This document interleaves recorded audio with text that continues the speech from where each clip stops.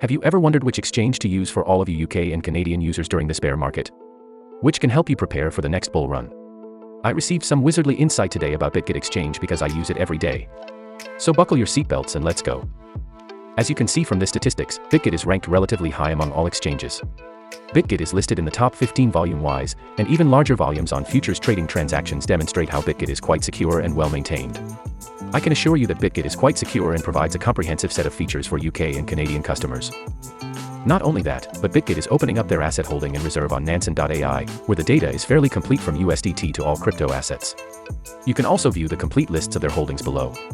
Bitget, like Binance, demonstrates their transparency to the world and its users, which is a very excellent move. Bitget focuses the security of your assets in an industry where trust is essential. Bitget protects your assets from illegal access with advanced security features such as multi-factor authentication and cold storage. Rest easy knowing that your savings are safe since, like Binance and other major exchanges, Bitget is quite secure. So, because those three factors are critical, and Bitget excels in all of them, I recommend that all UK and Canadian consumers choose Bitget as their primary exchange. With Binance and Bybit exiting the UK market, Bitget is an excellent choice for your primary exchange.